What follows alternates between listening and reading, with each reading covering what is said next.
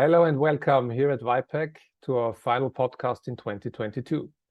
Today we will look back at this eventful year, which provides us with many topics to talk about. As always, I welcome political scientist Professor Gerhard Mangott. Good morning. Good morning. And my colleague Alexander Stipsitz from Czech Republic. Good morning. Hello. Let's start with the most gruesome politic topic of this year, Ukraine-Russia, or the Ukraine war. In the past couple of weeks, the front line became somewhat stable, as it was expected due to the weather conditions. But there's still heavy fighting going on, for example, in the strategically important city of Bakhmut. What is the situation right now, and what can we expect from the coming months? I've heard that there should be an offense, a Russian offense coming in February or March, depending on the weather. Is that reasonable, or will we see a stalemate for the coming months? Well, of course, it cannot be ruled out that Russia will launch an offensive, or that Ukraine, which is more likely, will launch an offensive in the forthcoming weeks. I doubt, however, that the Russian army will be capable of launching a large-scale offensive, given its dire conditions at the moment. Not so much personnel problems, because after the mobilization in Russia, there are more than 300,000 fresh troops available now for the Russian leadership in this war.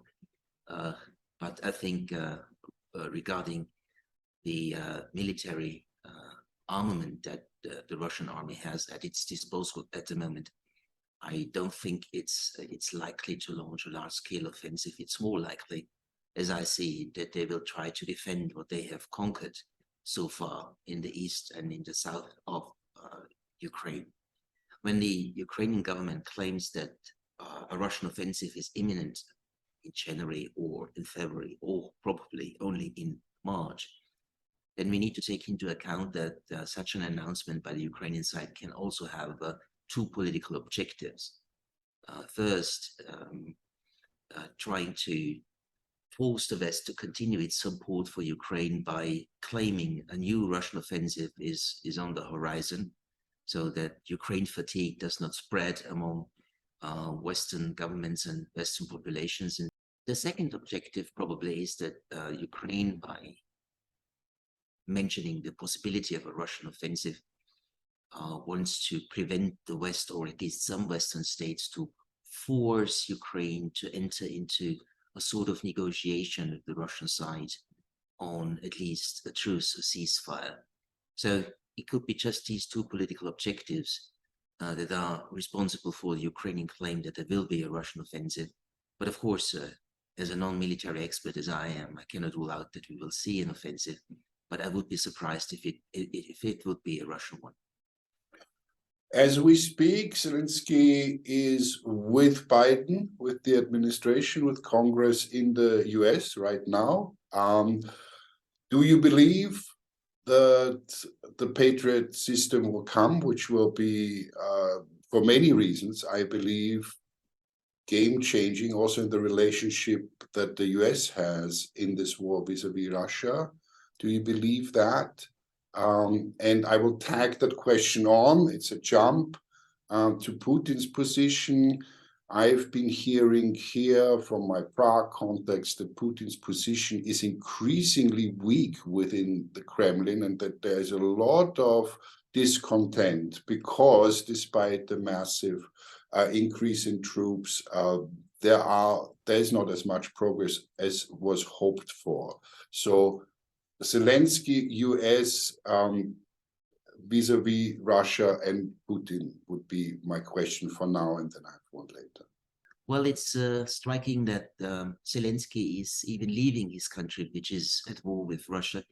It's a risk for him to leave Ukraine, but it's also remarkable that he will visit the United States and not Paris, Berlin, or Brussels. So it clearly indicates that Ukraine sees the United States as its main backer, which of course is objectively true.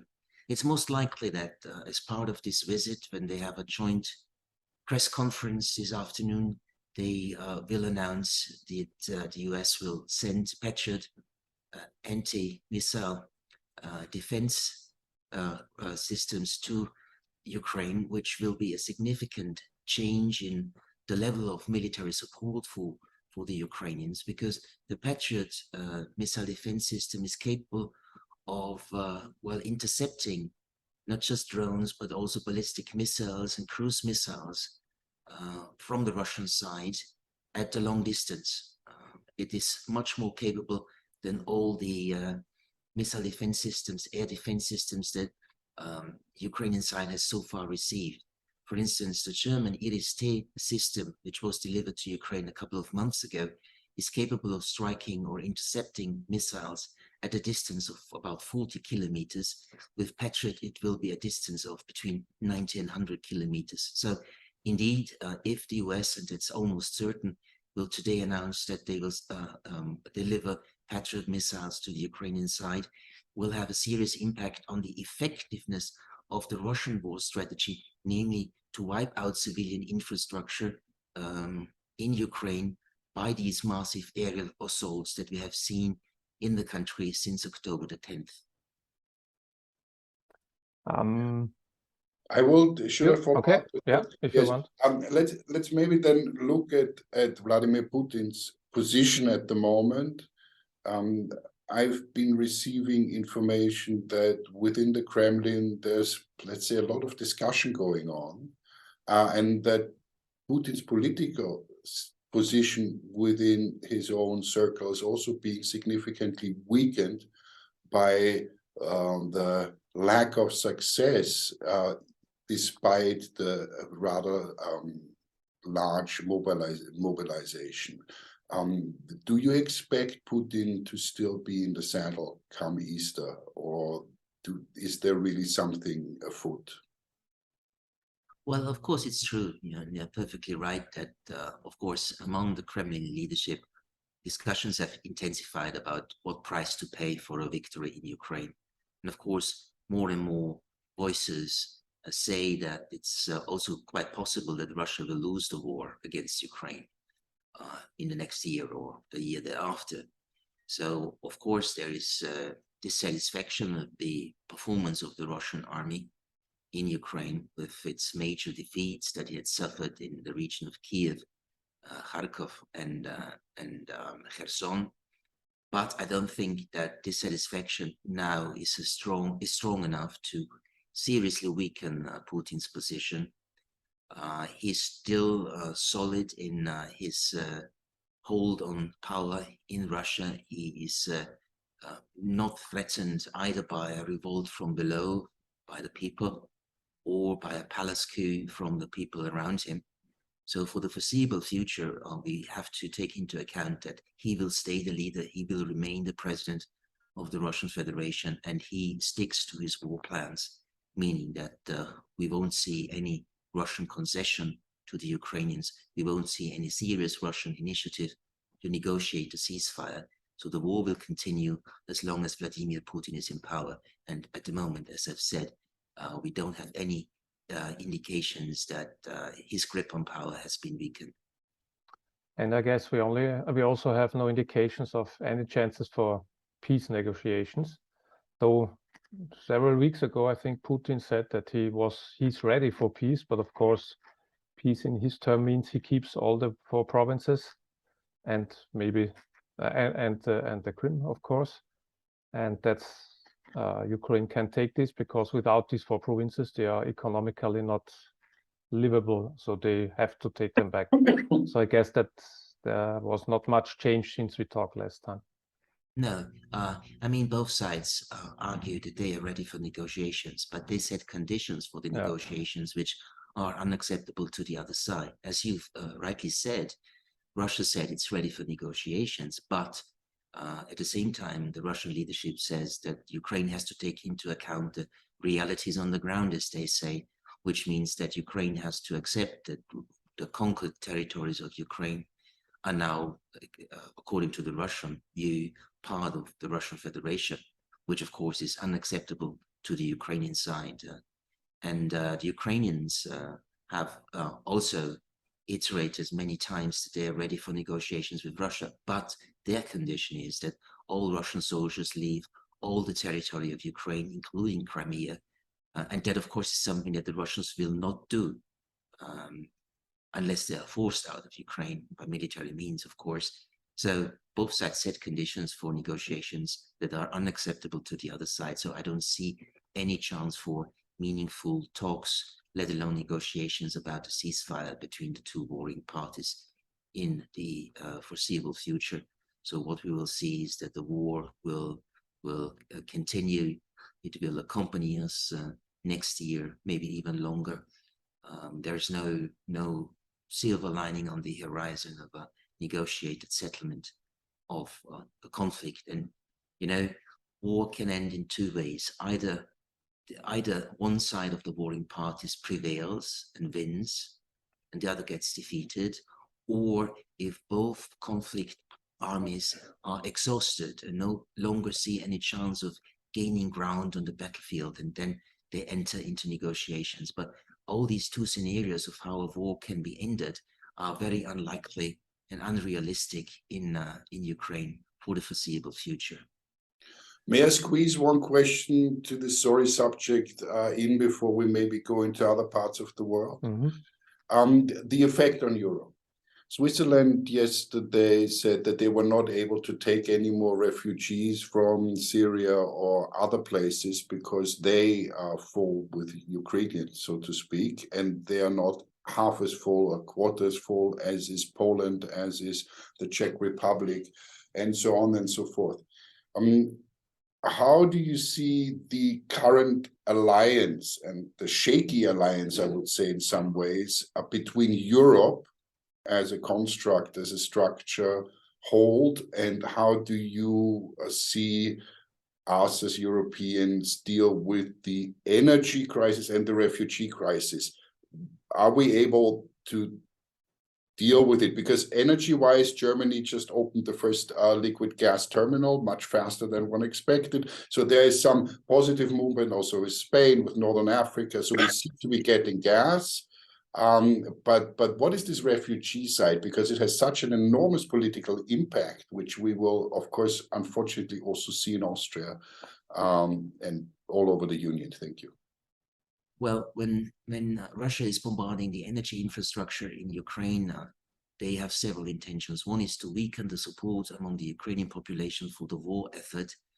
And another intention is to weaken the Ukrainian economy even further, because companies, of course, industries cannot produce without energy, and this will weaken the Ukrainian economy even more. But a third objective, and this brings me back to your question, is that by bombarding the civilian energy infrastructure, the Russians are eager to increase the number of Ukrainian refugees who will leave the country due to the dire conditions, without heating, without light, without water. And this could, of course, be a very serious burden for the European countries, particularly for Ukraine's neighboring countries, such as Poland, if the numbers of refugees will increase again. But so far, actually, we have not seen a very strong increase in the number of refugees coming from Ukraine to the European Union. But of course, it's just the start of the winter, and we will see what will happen in Ukraine if the bombardments on the infrastructure will continue, how successful they will be, how capable the West will be to support Ukraine with transformers, with generators, and other support they have to give to Ukraine in order to keep up the electricity system working. So yes, potentially, this is a Russian objective, to increase the number of refugees, to increase the burden on European societies, and to have an impact on the mood of European populations about the war.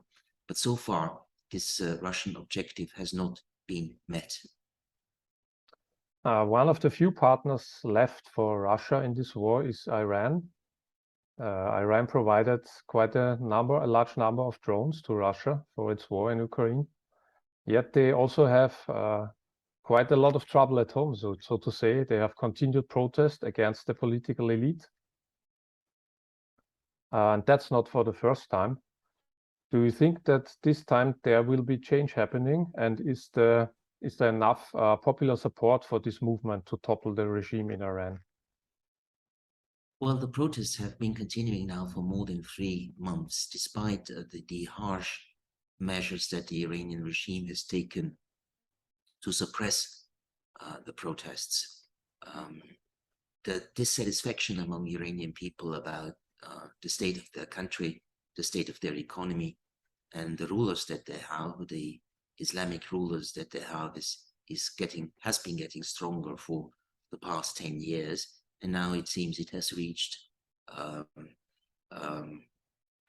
the strength of really posing a challenge to the stability of the Iranian regime, and even there's a slight hope, if I may say so, that the protests will bring down this regime in Iran. It's not a very strong hope. Actually, it's just a small hope, but a potential is here that the protesters will prevail. And so Iran is facing a lot of domestic difficulties, issues of domestic stability, which actually weakens the Iranian leadership in the region, and of course at home in the own country. Despite that, the Iranian regime has decided to cooperate very closely in the military sphere with the Russian Federation. You have mentioned that they have delivered drones, surveillance drones, kamikaze drones. Allegedly, Iran and Russia are also in negotiations about Iranian sales of short-range ballistic missiles to the Russian army in order to improve its capabilities in destroying Ukrainian civilian infrastructure. So politically, these two countries, where we have had a lot of historical animosities, are very close to each other at the moment.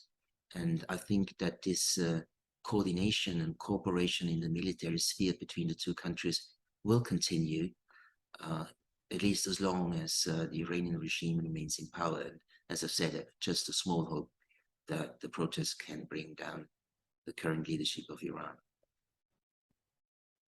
Any questions from you? Yeah, you say a small hope, and I agree it is good to be cautious. At the same time, though, we know the Iranians have brought down their regime before, in the 70s, when they got rid of the Shah and got what they got now, and it was the people who did that. This is a very broad movement, and we could see justice is with the people in this case. So even if they don't succeed within the next week or months, this generation, which has now shown this tremendous courage to go up against this regime, will stay around. Do you really think that they could hold longer than a few years? Because the pressure would be released by the US, by the sanctions, if the regime falls. And there's so many there would be so many, I say, positive results by toppling these regimes for the Iranians themselves. So may we not, and we will come to China later, maybe I bring this in here, we see this facing off of totalitarian regimes versus democracy as an idea. So in the next few years, do you think the chance is that small, or would you agree that we are at 70-30? Let me throw that out. Well, the instances of popular rebellion against the Iranian government have been many, and we have seen an increase in public protests over the past 10 to 12 years. So, of course, the Iranian leadership is quite unstable. This is not just due to the fact that people, particularly the younger generation, are fed up with all the Islamic rules that the regime has installed, that they are dissatisfied with the lack of freedom, they are dissatisfied with the poor state of the Iranian economy, which is also to a certain degree, or to a large degree, I'd say, the consequence of Western sanctions against Iran. So yes, the grip on power by the Iranian regime has been weakened over the past 10 years, and it's really possible that they will lose their hold on power, and that the rebellion will be successful. And even if they are able to quell down the protests again, as they have done in the past, they have lost at least one generation of the Iranian people, which no longer backs this regime. And of course, given such a state of affairs, it's always fair to say that such a government actually cannot prevail for a very long time, because there's nothing that the Iranian government can offer to its people. there's no chance of economic improvement. The economic situation is dire. The negotiations about the return to the JCPOA, so the nuclear pact between the P5 of the United Nations and Iran, the prospects are very, very dire. Actually, Biden just a day ago said that the negotiations are dead, though he said we will not announce that they are dead.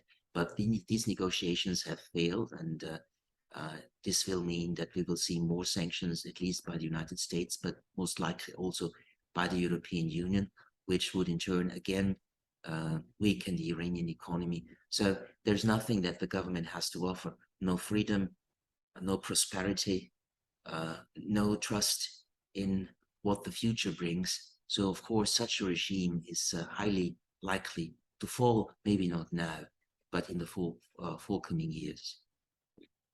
Okay. Years. Mm-hmm. Okay, let's switch to China, as Sasha already mentioned them. We've just had numbers that the foreign trade is collapsing like 9% compared to November 2021, and in November 2021 it was already quite down. Now we see in the past days and weeks that the zero COVID policy is falling into pieces and social unrest is growing everywhere. Will China have to deal with these internal problems for the coming years, or will we see an attack on Taiwan rather sooner than later to rally the country behind its leader against the foreign enemy? Well, the journals and the magazines' pages have been full over the past 15 years about the rise of China, the inevitable rise of China to the rank of a global power, maybe even the dominating global power in the second half of this century. But this is actually true. Yes, we have seen this remarkable rise of the country over the past 2 decades, but China does have a lot of internal problems, which starts with the demography. The Chinese population is aging. This is due to or based on the one-child policy that the Communist Party of China has pursued for so many years. The economic growth is uneven in the country. We have boom regions and we have regions who are still rather poor and have not enjoyed the economic upswing that other regions of China, particularly the coastal regions of China, have enjoyed. There are problems with separatism in China, most importantly, of course, in Xinjiang with the Turkic group of the Uyghurs that the Chinese government has tried to suppress to a very large extent over the past years. We have the potential separatist conflict in Tibet, which is not very at the forefront at the moment, but could turn out to be another conflict area in the future. And then again, of course, as you said, we have the problem of Taiwan, which the Chinese government also sees as a problem of separatism and secession. However, I do not expect that we will see an assault by China on Taiwan in the next years because of the fact that China has now witnessed how united Western countries have been in punishing Russia for its invasion in Ukraine. And of course, the Chinese government also needs to fear sanctions by the West that would be imposed in the case of a Chinese aggression against Taiwan. Secondly, and probably more importantly, the Biden administration over the past 2 years has made clear that the policy of strategic ambiguity of the past decades, namely that the United States would not say if they come to the defense of Taiwan if they get attacked by mainland China, has been replaced by what is called in the United States a policy of clarity. Namely, Biden has 4 times already stated that if the aggression by China was to be unprovoked by the Taiwanese, the US would come to the defense of Taiwan. And also Japan has more or less openly said that in such a case, they would help defend Taiwan. So the military risk for the Chinese side to launch such an operation is very high, has been rising in the past 2 years. And I think this is sort of a deterrence for the government of Xi not to attack Taiwan in the forthcoming years. It could be another turn of events, of course, if the domestic situation gets more and more unstable for whatever reason, then the government could actually try to rebuild national consensus by launching such an invasion of Taiwan, by stirring up nationalist sentiment among the Chinese population. So there is a chance, of course, that there will be an assault on Taiwan, but I don't think it's very likely in the foreseeable future. May I just go on a little bit about that and put a positive spin on it? I've been talking to people who are currently doing projects in Beijing and universities, and one has been surprised by the reaction of the government to those COVID, the COVID revolution of the people, and the people hitting the streets and protesting those measures by the government, and the government withdrawing. Very much different to Tiananmen when we, no tanks on the street.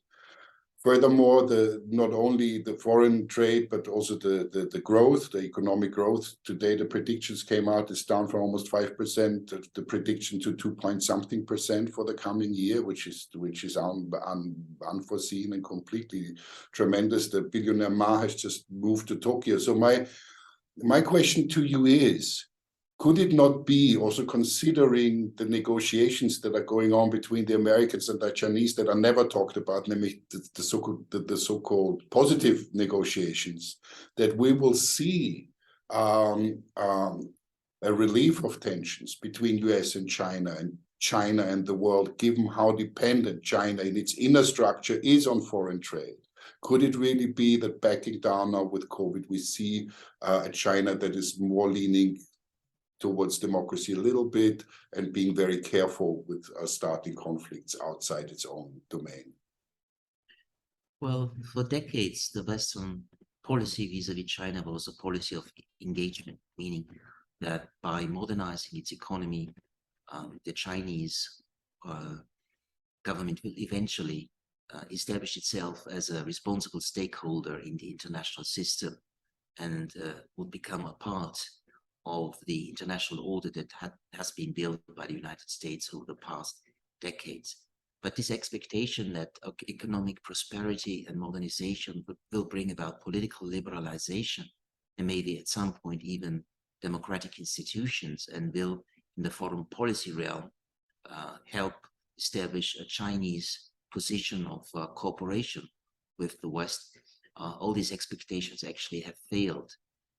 At least since Xi took over the presidency of China a decade ago. And what we have seen since Donald Trump became the president of the United States was a policy of confrontation between the two countries. And I think this is a structural problem. China is a rising power, whereas the United States is, relatively speaking, of course, a power in decline.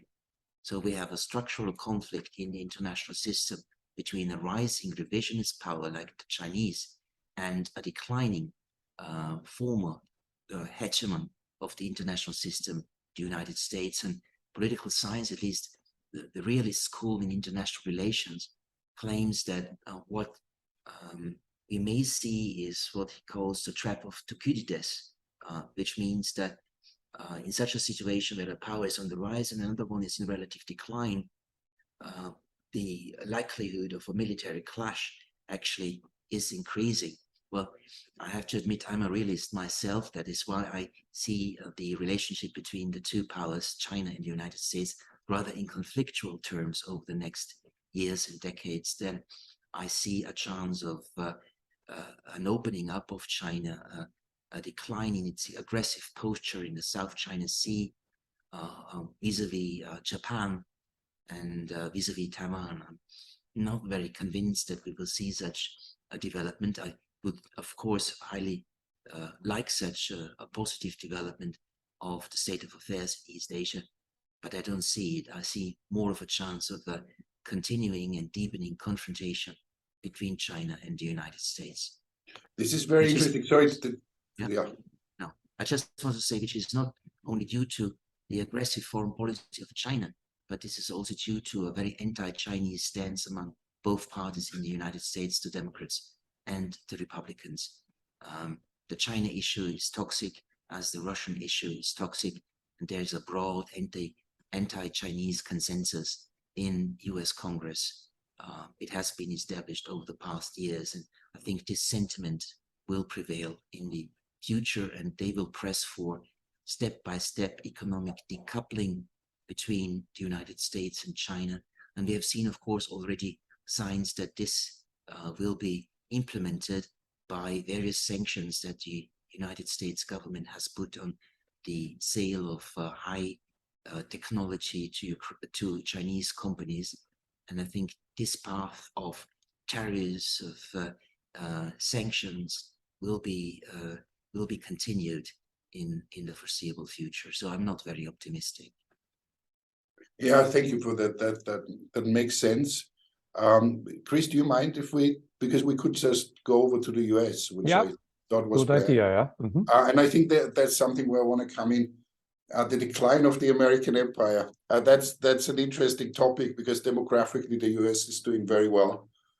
Its energy reserves are, as they are, very well developed. They're starting to be net exporter again, to a large degree.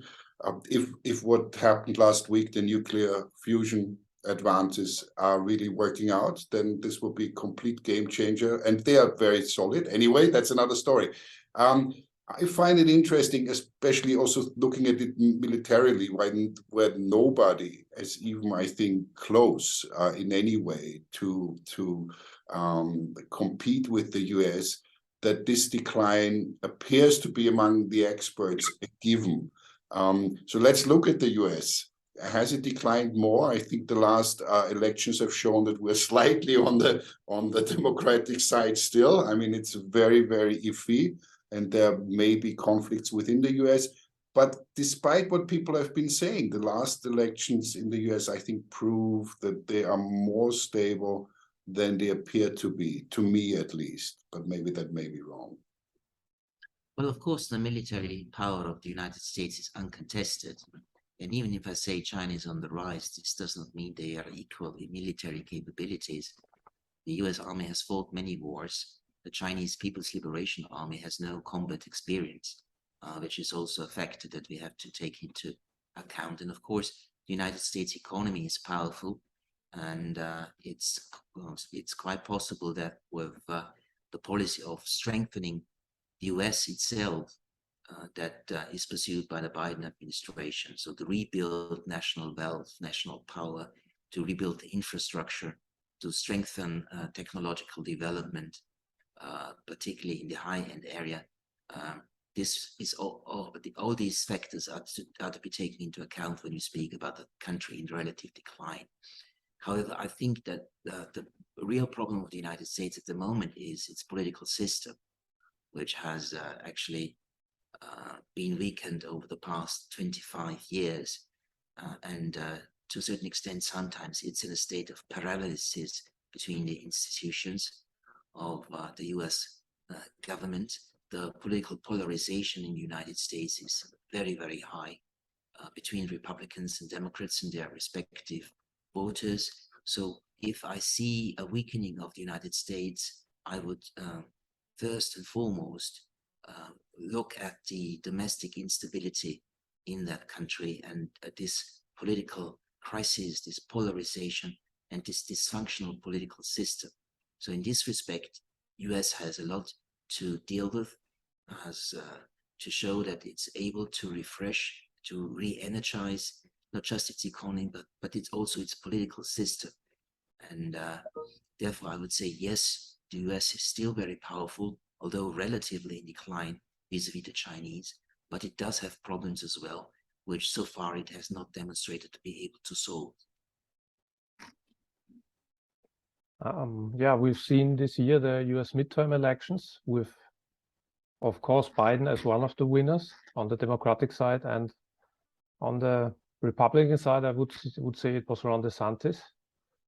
So my question is the time for Trump now really over? And will we have an even more dangerous, because much smarter, President DeSantis in 2024, who is not far away from what Trump wants to have, but is much smarter to sell it than Trump? Well, I think the likelihood of Trump returning as the president of the United States has decreased over the past 2 months very significantly. The midterm elections have been a disaster for Donald Trump and his standing within the Republican Party. This is not to say that there are not still many supporters in the Republican Party for Donald Trump. There still are, but more and more the leading members of the Republicans in Congress state publicly that maybe it's time for the Republicans to take a new turn and to end its adherence to Trump as a person. So the likelihood of Trump returning to the White House in January 2025 has gone down markedly. It seems that Donald Trump has not yet realized this, but I think he will over the next 1.5 years. And it's more likely that we will not see Trump as the presidential candidate of the Republicans in 2024, but it's very likely that we'll see a Trumpist as the candidate of the Republicans in that presidential election. So we could see more of Trumpism, of America first, of inward-looking United States, about the retrenching United States, about the decoupling United States under a Trumpist Republican president in the next presidential term starting in 2025. But it's not certain if the Republicans will prevail. They're showing in the midterm elections has been rather poor, only gaining a very small majority in the House and losing even more in the Senate to the Democrats. So it's not certain that we will see a Republican president. It will depend, of course, what Biden will decide to do. His popularity ratings are very, very low, despite some positive elements of his administration in the political, in the military, in the economic field. But his popularity rating is quite low, and it remains to be seen whether he will run again in 2024 or if he will leave the door open for a younger generation of Democrats to enter the presidential election competition in 2024. So far, we have not seen any decision by Joseph Biden yet. He has on certain occasions indicated that he might run again, but we need to take into account his age and his low popularity rating at the moment when we think about who will run for the Democrats in 2024. Okay, as we like to point fingers to the United States, I like to come back to Europe to point at our mistakes. Let's look at the EU. They have to deal with another migration movement, also from Ukraine, but also from other parts of the world. The inflation is still high, while the United States have the inflation under control, as it seems. In Europe, it's still rising. We have the Ukraine war problem, where we still haven't decided how far we would like to go. And now recently also, we have to cope with corruption within the core of the European Union. So how would you say, how is the European Union working at the moment? How is it performing in the midst of so many crises? Well, I think it's a European Union in crisis, and it has been in such a crisis for many years already, with various very tough problems to deal with, starting with the financial crisis in 2008 and continued with the state debt crisis, with the crisis of the illegal migration in 2015, and the political differences among EU members, particularly the Eastern Europeans versus the Western Europeans on many issues, particularly when it also comes to the relations of Europe with the United States. I would argue that Europe is the loser of the current war in Ukraine. The United States is the clear geopolitical winner, of course, because with their military support for Ukraine, they are in a position to weaken Russia for many years to come. So US is in a position to weaken a peer competitor at the cheap without actually having to make use of a single soldier of the US Army. Well, another aspect which makes the United States the geopolitical winner of the Ukrainian war is the fact that it has demonstrated how dependent the European Union is on the United States militarily, how weak the European Union and European NATO members are in providing for their own security, for their own sovereignty and independence. Yet again, the Europeans have demonstrated their inability to take care of themselves. They are dependent on the United States. The US is necessary for Europe as a guarantor of stability and security. And that, of course, means that the Europeans politically have no strong position when dealing with the United States, but they are, as the Russians see it, vassals. I would not call them vassals, but clearly dependent on US power. And this weakens, to return to the European Union, of course, the room for maneuvering for European Union member states and for European Union institutions. If you are so dependent militarily on another country, like the United States, there is no real prospect of becoming an independent geopolitical actor in the future of the international system. But we will see Europe more and more dependent on the United States, which of course is also a dangerous path to go down, because if in 2024 a Trumpist will win the presidential elections in the United States, and we will have once more this America First strategy that had been pursued by Trump between 2017 and 2021, the United States might decide that they will focus on what they consider the real challenger of US power, namely China, and not ignore but weaken its attention to European security and weakens its willingness to provide US military power to guarantee European Union member countries' sovereignty and political independence. One more for you, Sasha. I would like to, from my side, wrap it up, looking back and looking forward with a more generalized question, as is my forte now, related to Europe and the world in general. Professor Mangott, we see on the one side, apparently, a rise of sympathy towards totalitarian regimes in Europe also, as a reaction to the apparent inability of the political players and the structure to deal with the topics that are on the table, the problems that are on the table. That's a feeling that I have, certainly in Europe. Where do you see that going?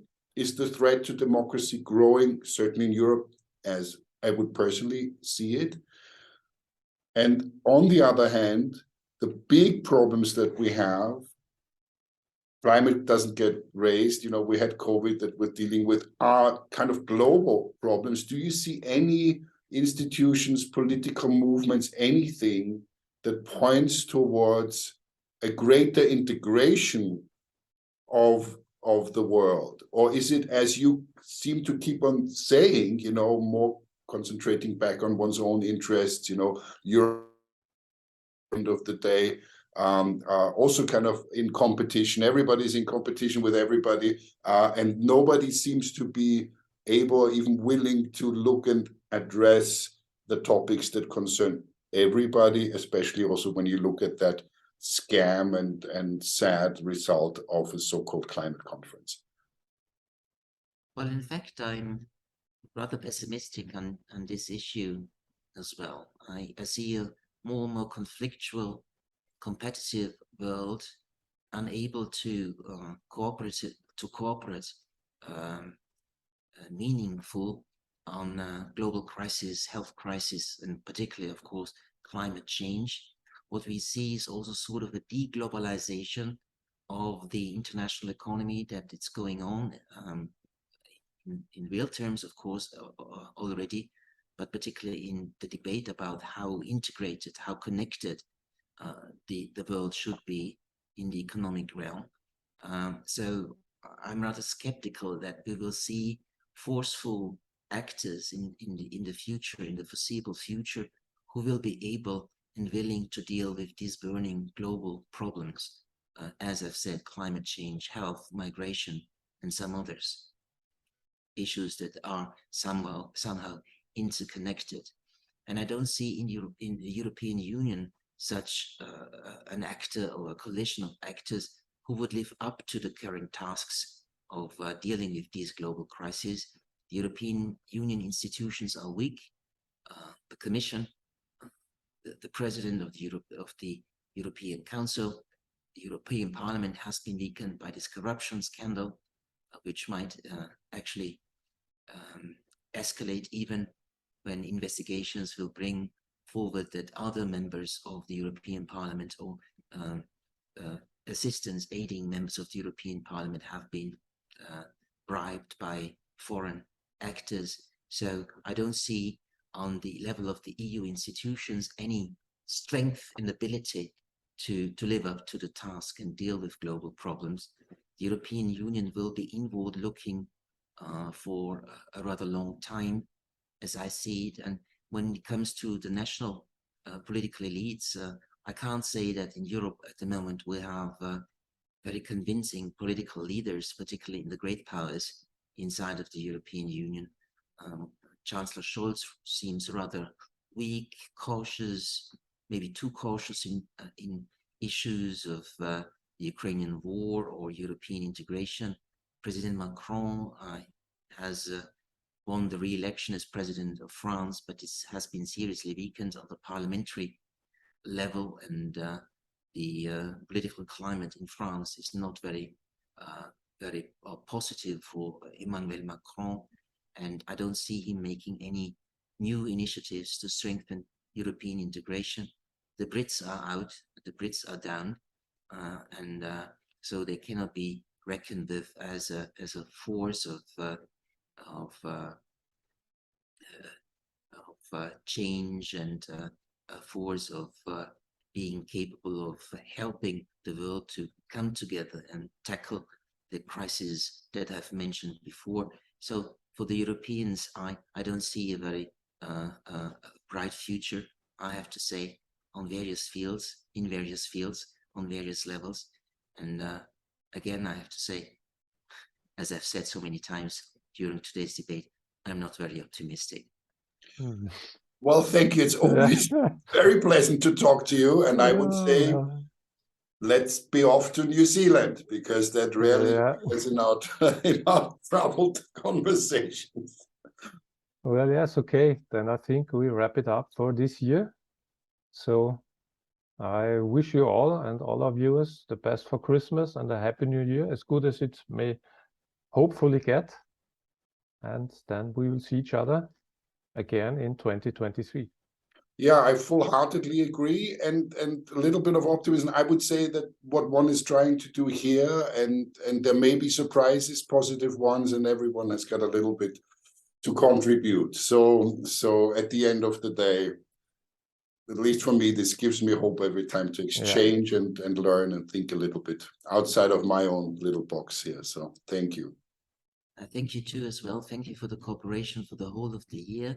I wish you have nice holidays and a very happy and healthy New Year 2023.